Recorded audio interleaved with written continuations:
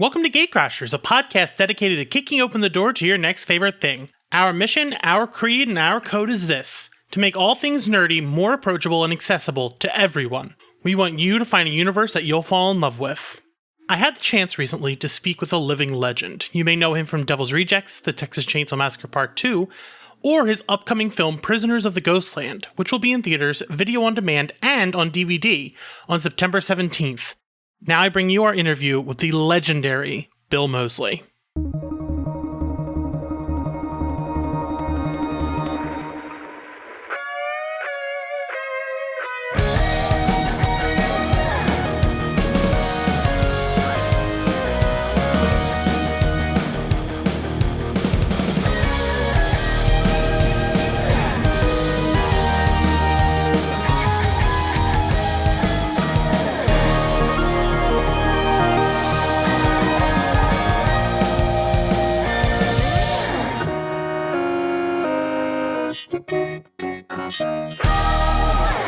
I do have a couple questions for you today.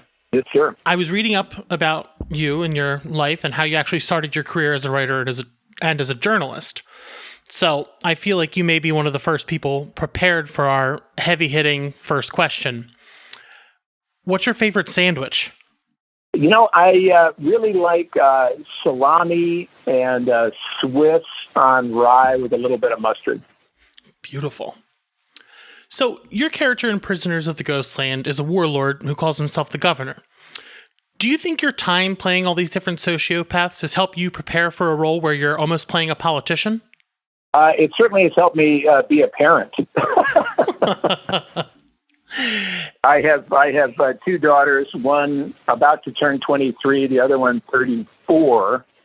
So I've been at the parent game for a long time. And playing psychopaths used to mean, at least when I was playing Otis for Rob Zombie in House of a Thousand Corpses and The Devil's Rejects, their rooms were very, very neat. So that was good. Of course, when you play psychopaths, you should probably leave the character at the office. Yeah, I'd hope so, but teaches you patience, I guess. And so there's some people that are method actors where they are the character. They're immersed for months at a time. I can't really do that as Chop Top or Otis or the governor, for that matter. I gotta leave it at the office. Hey, listen, I'm glad to hear that. I'm glad they don't come home with you. Yeah. But as you said, it has helped you be a parent. Do you think being an actual parent has helped you with the role of the governor as someone who's trying to get back one of their family members? Well, if Bernice were a real family member, then the answer would probably be yes.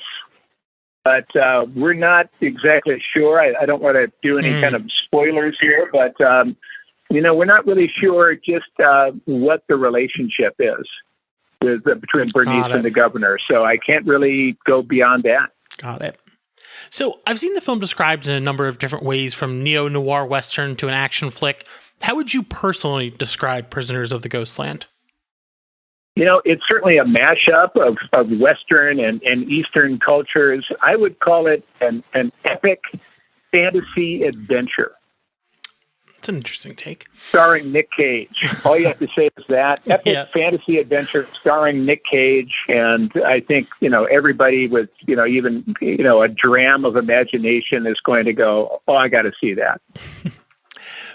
With the film being a bit more fun and unconventional as a take on the genre, do you prefer films that challenge the genre they're in new and creative ways? Sure. I mean, I don't care about the genre limits as much as I care about the story. If the story is cool, you can really do almost anything. If you're doing a romantic comedy and then suddenly Godzilla comes in and steps on all the dancers, I'm all for it. And in this case, I think the idea that it's Sion Sono's first English language movie, but it's also just this mashup of, again, Westerns and samurai movies and ninjas and, then you throw in, the realities of pollution and atomic mutation and just the history of, with Japan and the atom bomb. I mean, there's so much, so rich. And then you put it into the hands of Sion Sono, whose movies are really just, there's so many different movies that he's done. They're not all the same by any stretch. Every one is wildly different from its fellows. And you put it all together, and then you add Nick Cage and Nick Cassavetes and Sophia Boutella and me, for that matter, and you're going to have like a wild, and one of the greatest martial artists in Japan, Tak Sakaguchi, who plays my bodyguard Yasujiro. You put that all into a blender and spin it for a little bit, you're going to have an amazing movie. It sounds, the way you describe it is incredible. As an actor, a lot of your performances are of characters who you could describe as a bit off kilter, like Chop Top and Otis. Are these roles that you seek out rather than playing someone like a straight-laced suburban dad or something like that? I think these roles, somehow they seem to find me. I'm very lucky in that regard. With Tobe Hooper, when I first played Chop Top, I got that part because a friend of mine showed him a 5-minute movie that I had, short that I had made, that I had written and produced and actually, acted in as the hitchhiker, for like about a 30-second cameo as the hitchhiker. And Tobe Hooper saw it, loved it. It was called the Texas Chainsaw Manicure. Tobe loved that. He loved my performance as the hitchhiker. And 2 years later, that was 1984, 2 years later in 1986, I got a call saying I was hired as Chop Top. Never auditioned, didn't have an agent, the whole deal. So that part found me out. With Otis, I was presiding over a little in-house horror award show at Universal Studios back in October of '99. And I came dressed as and made up as Chop Top. And one of the award recipients was Rob Zombie. And he realized, oh my God, it's Chop Top. And within a month, I was offered the part of Otis Driftwood based on that chance encounter. So, it just comes down to like, these roles. I really look at it that way. I'm not superstitious, but I just really do think they kind of seek me out. That's incredible. And you yourself are a legendary actor, and so is Nicolas Cage. How would you describe the energy between you two when you're acting? Professional. Absolutely. He is my kind of actor. He's not fussy. He is fearlessly non-self-conscious. He knows his part down cold. He's there to work, and by golly, and however crazy it might look, he is a stone professional. And that's, he's an Academy Award winner. And I like to work that way too. I know my lines. I get to the set early or at least on time. And I like to work that way too. I like to go for it. I like to get all of the bullshit out of the way. I don't like to sit there and worry about which side is the better side of my face on camera, all of that stuff. Just get all of that stuff out of the way. Let's get down to business and let's really make this, a great scene and a great movie. That's the way I like to do it. And then Nick Cage is really the poster boy of that. Were there any... and a good guy off the set too, a really nice guy, very considerate, wonderful man, and so really it was a dream job. That's incredible to hear. So I'm glad you're both such professionals. Were there any challenges as an actor with the character of the governor as compared to your other roles? Well, I would say the biggest challenge was the amount of lines that I had to pound. And because the governor really sets up the whole story. The governor also it goes over in meticulous detail, and I would say painstaking detail, just how the shoot works and what happens if Nick does one thing or another, and where and what's going on in Ghostland and the history of Bernice and all of these different things. So I had a lot of lines to pound. And right before I actually shot Prisoners of the Ghostland in Maibara, Japan, which is Miabara, on the shores of beautiful Lake Biwa, Biwa, Japan's largest freshwater lake.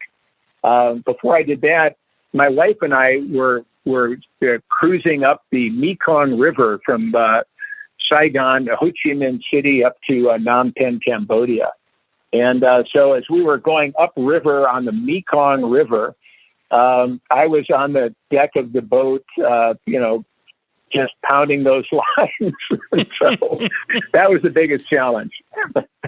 That's interesting. And when it came, finally the day came where, I needed, the governor is introduced and I'm having all these descriptions of Nick's suit and his mission, et cetera. It was amazing how easily all of those lines came trippingly off my tongue. Because when you have technical lines like that, you have to be very painstaking. There's no improv. You got to know exactly, word for word what you're saying. And then you have to couch it as free speech of a character. And, of course, the governor is saying these things in a way that's kind of coy and threatening. So you really need to know your stuff. And that was probably my biggest challenge. That's interesting. Now, and it did work out. It did work out, I'm glad to say. I'm very excited to see that. Before I let you go, I just have to ask, as you are one of the biggest horror icons alive, what do you think? Why do you think the horror genre appeals to so many people? Well, I think people, really, love to get scared in a situation where, it's under control. You can be scared. It's kind of like the same thing as riding a roller coaster, I'm sure, or going into a, House of Horrors and like a little cart at your local carnival. I think people like to get scared. So I think there's certainly that.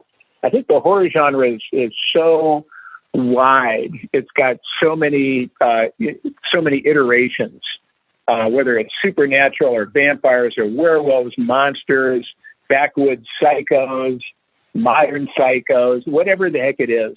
There's so much to be done in the genre. It's got so many, if you look at Night of the Living Dead, in terms of the politics of the time, Vietnam and, and racism. I mean, there's, original George Romero I'm talking about. There's so many ways that you can, use this genre, and it's so exciting. I just love it. I feel so fortunate to have, gotten a foothold in the genre and to be somebody that people consider for some of these parts, because it's so much fun playing them. I love the genre. I love the people that love the genre. And, the nice thing about being a monster is the older and uglier you get, the more work you get. Well, Mr. Moseley, thank you so much for joining us. This means a whole lot to me. And I really hope people get to check out the film. Well, it's going to be great. And I really hope that you get a chance, Daniel, to see it on the big screen at some point. Maybe not at first, but, put on a mask, do whatever they ask you to do. Grab your seat and watch it on the big screen with some carefully screened popcorn, because it's epic, and it needs. The bigger the screen, I think the more fun it's going to be. I believe the same thing. Well, thank you for your time. My pleasure. Thank you, sir.